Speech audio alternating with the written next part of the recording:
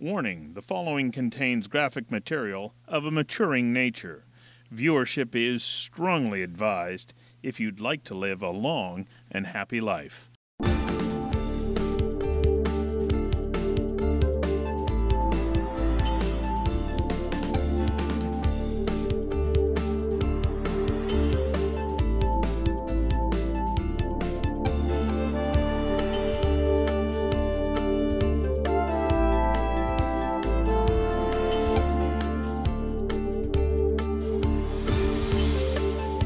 North of 49, a guide to the rest of your life. Welcome to North of 49. On today's show, we meet Ken McCrindle, a man who's been motivated by his diagnosis of prostate cancer to try a hobby he's always dreamt of pursuing, long-distance motorcycling. We'll talk with Dr. Martin Gleave of the Prostate Centre of BC about a clinical trial in which Ken has participated.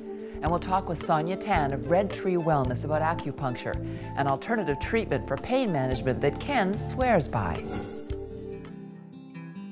Ken McCrindle is a retired RCMP officer who was stationed in Maple Ridge for over 30 years.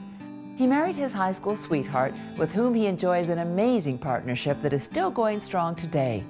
When Ken retired, he used his time to pursue his lifelong interest in sports, gravitating towards cycling, golf, and long-distance walking. A typical kid in a small town anywhere in Canada, I participated in all the sports and I maintained that level of interest. In 2009, as Ken settled into his new regime as a retiree, his plans hit a major detour when he was diagnosed with prostate cancer. The diagnosis was confirmed at the prostate center.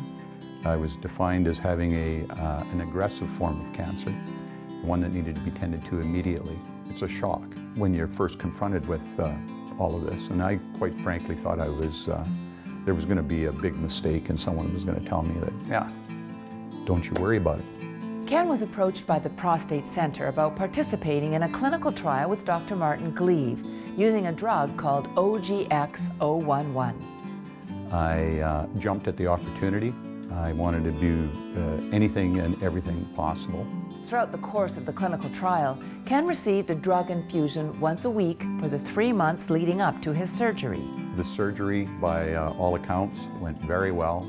The first year was a lot of convalescing, regaining your strength, and getting on with the task at hand, which in my case, I haven't lost the cancer problem.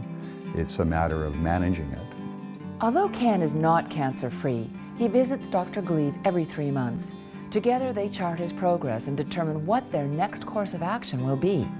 In addition to Dr. Gleave's treatment plan, Ken was introduced to Inspire Health, a non-profit organization that educates and supports patients who are interested in pursuing integrated approaches to cancer care.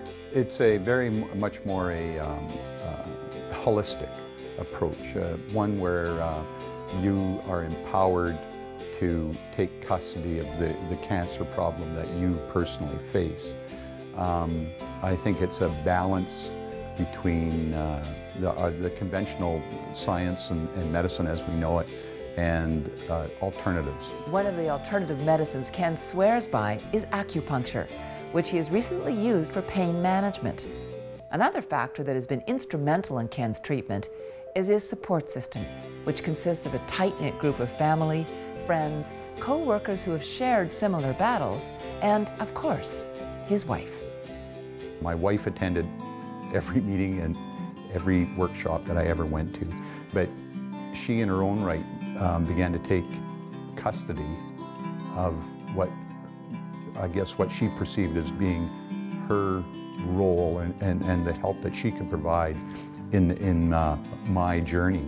And I really appreciated that. Ken's wife has not only been an amazing asset through his medical journey, but also proved to be a great partner in overall health, fitness, and in helping him achieve a number of special goals on his bucket list. We've kind of joked about it. The movie The Bucket List came out just about the same time as my diagnosis, so of course it's all become very apropos. But I'd ridden motorcycles earlier in my life. I had always harbored an inner feeling that I wanted another motorcycle. And it wasn't until such time as I was actually diagnosed and felt that it was now would be the perfect time. Ken's wife immediately embraced the idea. They purchased a couple of Harley-Davidson motorcycles and became long-distance riding partners.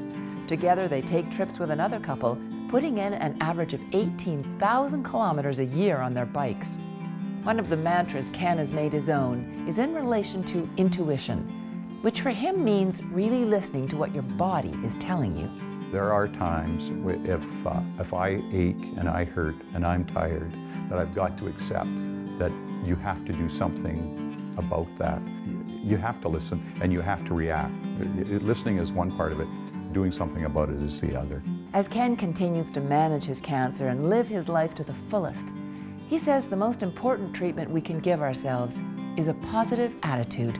Well, your attitude, I think that's everything, because your attitude will guide the decisions that you make relative to your lifestyle, relative to your exercise, relative to everything. You know, if without the attitude, and it's got to be positive, I think you're already one step behind anybody else.